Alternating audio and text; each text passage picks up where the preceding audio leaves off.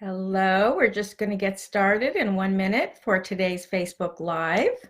Going to start at exactly 2 p.m. Pacific time.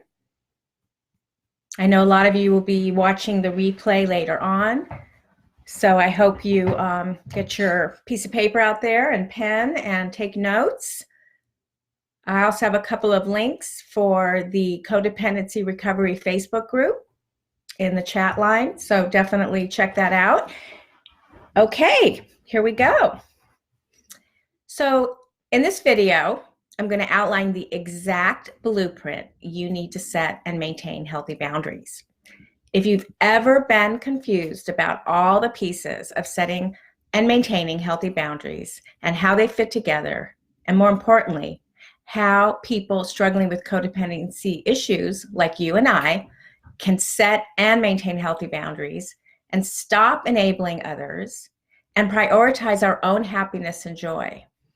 We want to stop enabling so that people can suffer the consequences of their own mistakes. We don't want to be taking care of their issues that they can take care of themselves.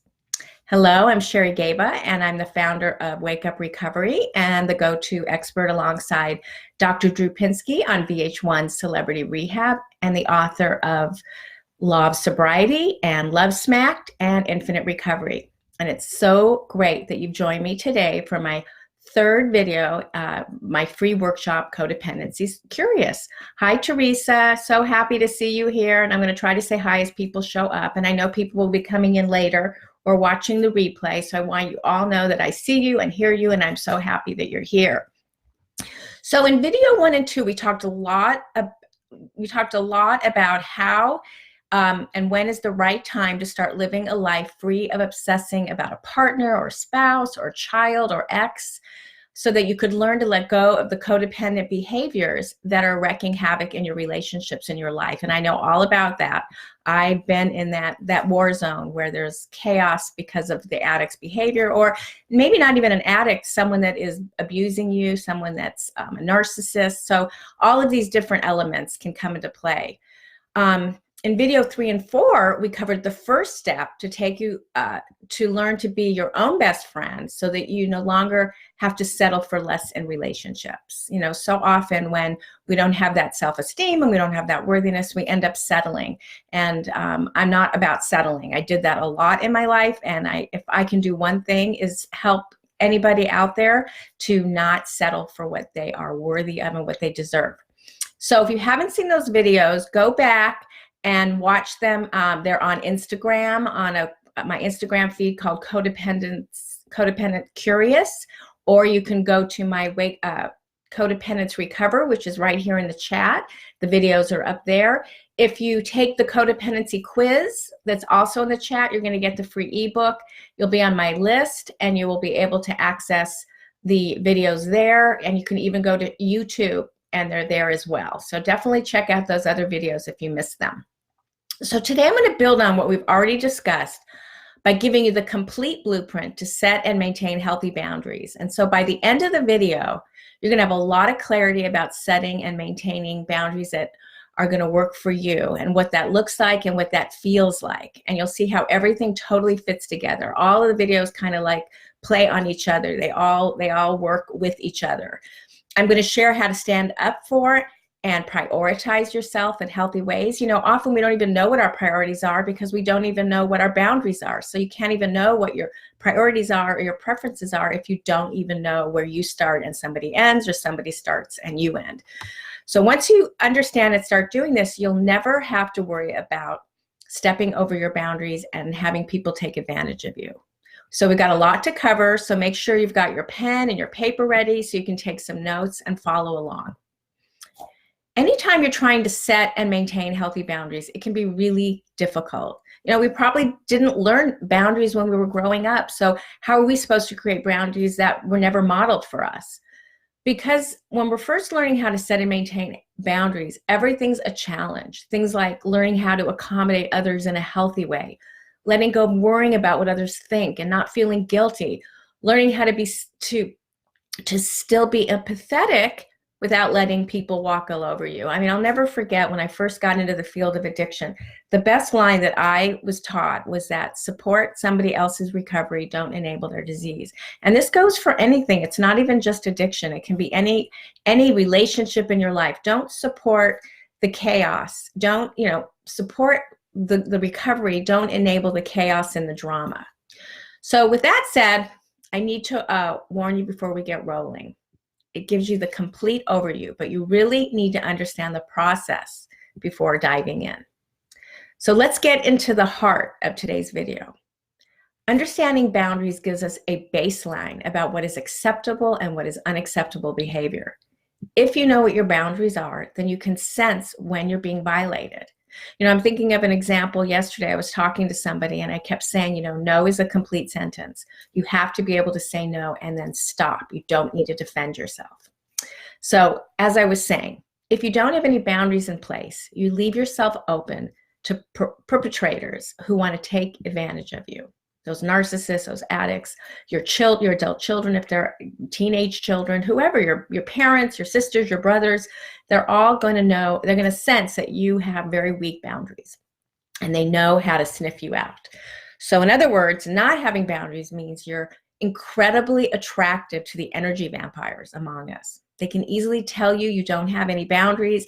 They can tell that you don't have any boundaries and that you're basically fair game for them to violate you, abuse you, whether that's through physical, sexual, emotional, monetarily, or in any other way that fits their needs, because they know you don't have any way of protecting yourselves, and they know that you're vulnerable, and they know that they can walk all over you.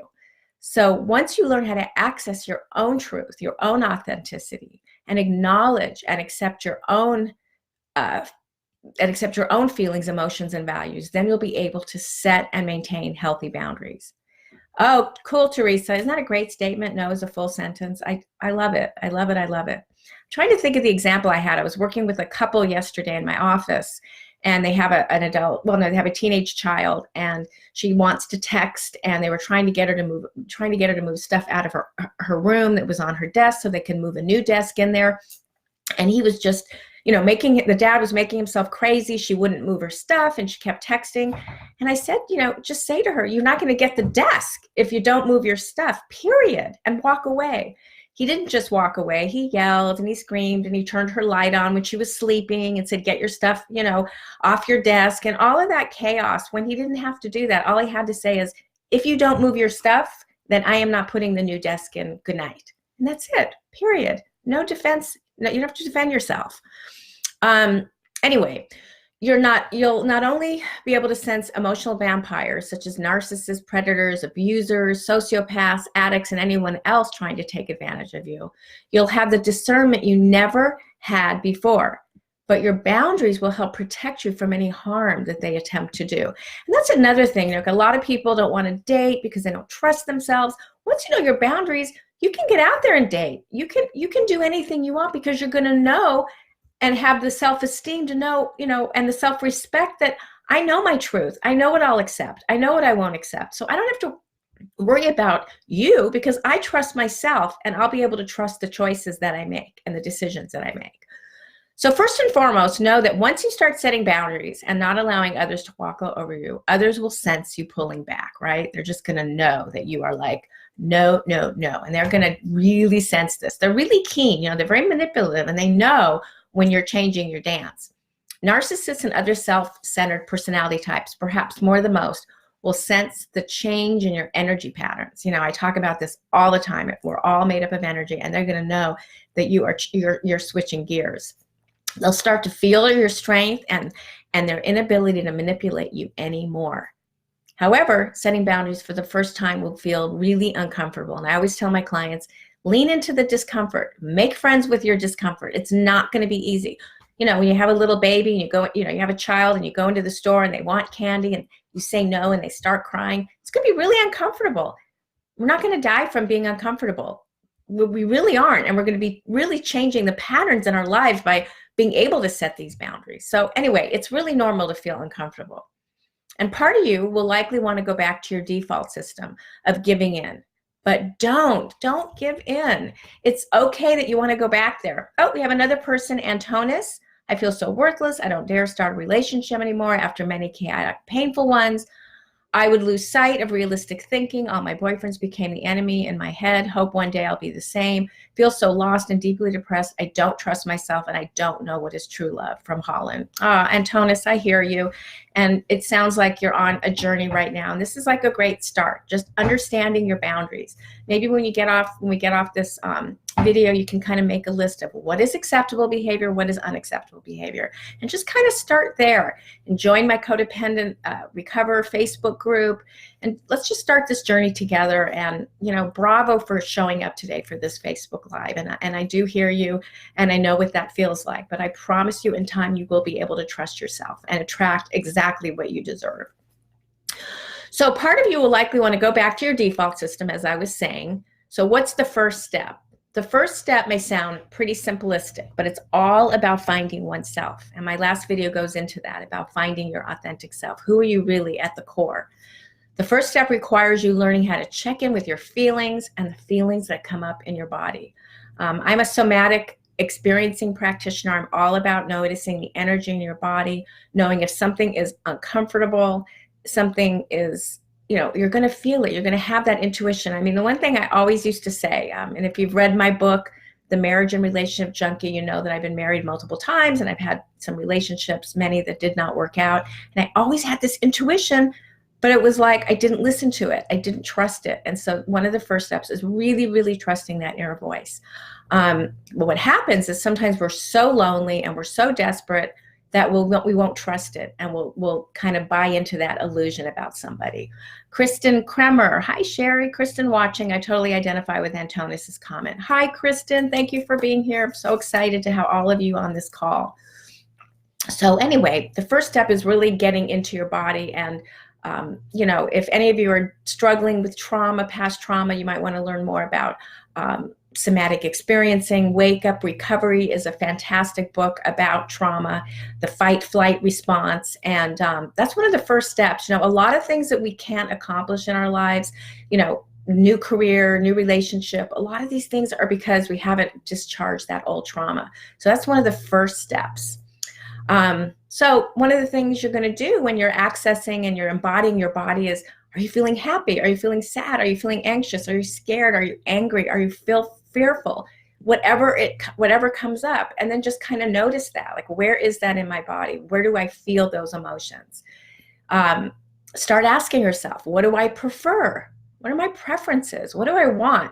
What are my priorities? What do I really, really want? What do I deserve? And then pay attention to those answers that emerge without dismissing or filtering them. Even if you know that something or someone isn't right for you, don't dismiss that. Notice it. That's what's coming up. Something isn't right. Pay attention. Let yourself explore, get curious, find out what's really going on inside of you.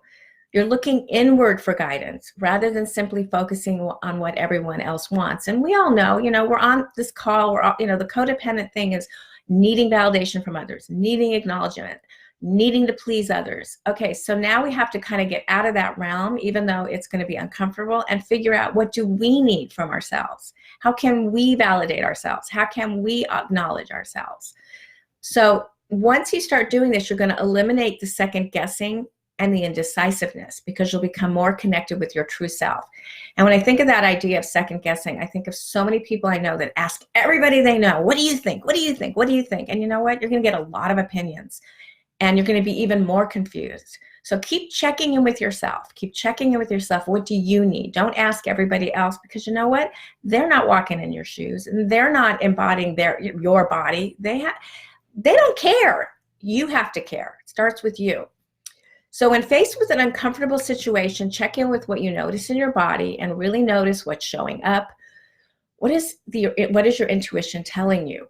What feelings are coming up that you've been ignoring or lost in the process of being neglected, ignored, invalidated, or abused? Your feelings are your GPS system. It's what tells you, how to get out of danger. They're your reality check. They're what keep you safe, your GPS system, your voice. And it's really important to connect where it is in your body that you feel what your inner voice is telling you. It's not just hearing it, it's noticing. It's like maybe right now, everybody kind of slow down, ground your feet, and just kind of notice, where do I feel this energy in my body? What is that felt sense? Do I feel it in my hands? Is my back tight? Do I have sweaty hands? Do I have heart palpitations? Where am I noticing it? And just acknowledge the guidance of your personal GPS system. It's the key to helping you begin to create boundaries, systems that will eventually become the framework for your life. Decide what you want to do about your inner voice. What do you want to do about what it's telling you? And slow it down. That's a big one. Just slow it down before you do anything, before you decide anything. You don't have to know this second what it is you need to do. You're allowed to say to somebody, let me get back with you. I'm not sure. Let me think about it. You don't have to say yes when you aren't even sure. Given time, use these two filters to help define the most beneficial course of action. And that is, in this situation, what can I control?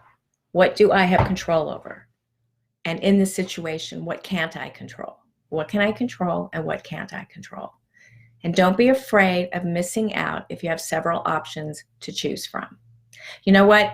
You can always go back and make a different decision. A lot of people are even afraid to move forward and get stuck because they're afraid, if I do this, then what about that? You can do this and then someday do that. You're not trapped. You can always change your mind. You're never, never trapped. For example, let's say your abusive, addicted, or narcissistic partner shows up much later than he or she said they would, okay? This is just an example. You've made a beautiful dinner and they never come home to eat it because they're working late and they don't even call you. They don't call you to tell you they're going to be late. They may even smell like alcohol when they come home on their breath. You're angry and every part of you wants to yell at them. And you're so disappointed that they're late again and didn't call you, didn't have the decency to call you to tell you that they were going to be late. And you begin to tell them how disappointed and disrespected you feel. And they tell you they did not call, but you didn't answer your phone. So they may be lying to you, they may be manipulating you, making up a story. And actually, you probably know that's a lie because you can tell they didn't call on your cell phone record. And then they tell you they forgot what time it was and the night just slipped away. They show no regard for your feelings. They tell you that it's not a big deal. Just get over it. Talk to the hand. And they sarcastically say, I'm home now, aren't I? You should be so happy because I'm home now.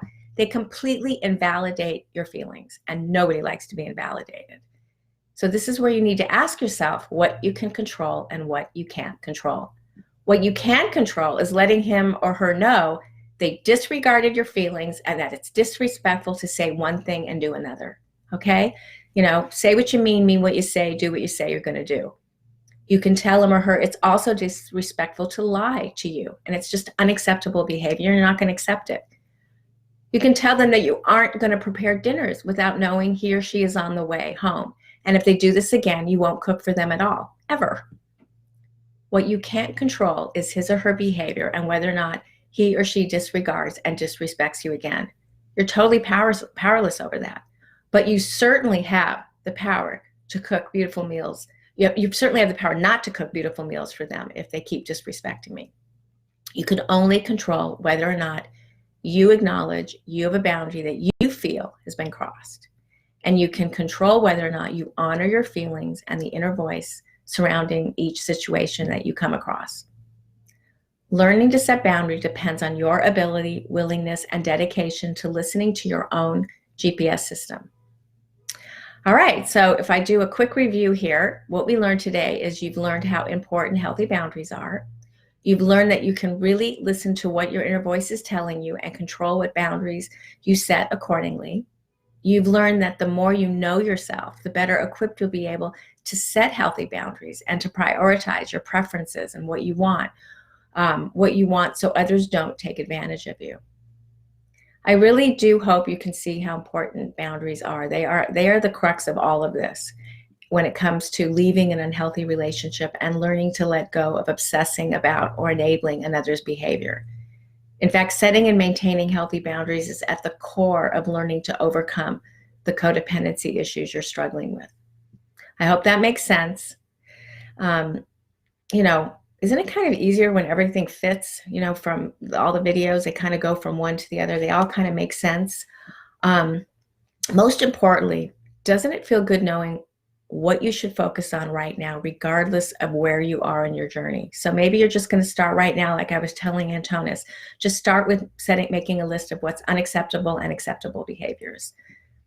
Now that you've got the wheels turning, I want to hear from you. I know you picked up some ideas from this video, and now it's time to get started. So let me know in the comments what your first step is going to be. So those of you that are on the call right now, if you're still there, Teresa, Antonis, Kristen, tell me what your first step is going to be towards creating healthier boundaries for yourself. And if you found this video helpful, others will too. So give yourself a hand by sharing this video on Facebook. Join my Facebook group. Oh, wow, I see more comments here. Oh, hi, Donna. Great. Thank you for being here. Yeah, hi, Kristen, again. You wrote here, I tend to give up people and interests that are important to me and focus on the romantic relationship. Oh, been there, done that. I don't know what are reasonable expectations on my part and his part and what are not. The problem with letting someone else be your whole life is that when they're not there anymore, then you feel like you have nothing. And that's what happened to me back in 2012 when I divorced my addict. I was in a really codependent relationship. I had to rebuild my whole life because I made that person my whole life. So again, it's all about balance, and it's all about not making them your whole focus. So again, join Codependence Recovered, the Facebook group, get your free ebook, The Truth About Codependency. You know, and speaking of learning how to let go of codependent behaviors that are wreaking havoc in your relationship, in your life, we've been hearing from a number of people who've had questions about what else do I do?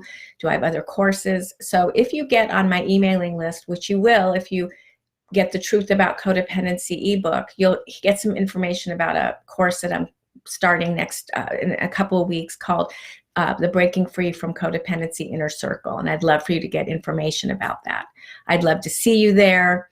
I'm going to actually have a free masterclass webinar, 3 of them that'll be live, and you'll get information. They're absolutely free, and you can learn a little bit more about the course. And we'll talk more about the program and see if it's a fit. The way it works is that I open the full course to the general public on a very limited basis. I only want so many people because we do private coaching, and I don't want to have tons and tons of people on there. I want everybody to get the time and attention they need. And we do this, it runs similar to a group coaching where you'll all do it together. We'll have a free Facebook group for you that's private. So registration opens up in a few days, but first we're going to have these free webinars that you will get. So if you sign up for the codependency quiz, you will absolutely get information about the webinar coming up. In fact, I may even, when I'm off this call, put the webinar link in the comment section, so you can actually maybe go right to and sign up for the webinar. So if you're interested in moving forward and want to know how, you'll want to join the webinar when I lay it out for you. And again, I think I'll put the webinar link up here in the chat so that some of you can get that information. It's totally free. Oh, hi, Jamie. I love my Jamie here. My first step to creating healthier boundaries is to start having more awareness of them in real time in the present moment. This has been really educational and helpful. Thank you. Thank you, everybody. I love doing these Facebook Lives. I'm even getting more comfortable doing them. I hope you can see the difference in that. And I'll see you in my webinar that's going to be next week. There'll be actually 3 live ones, and I will put the link here in the comment section. So I'll see you soon. I'll see you at the webinar, or I'll see you in the free Facebook group, Codependence Recover. Get your free ebook, then you'll get on my mailing list, and I'll see you really soon. Take care. Bye.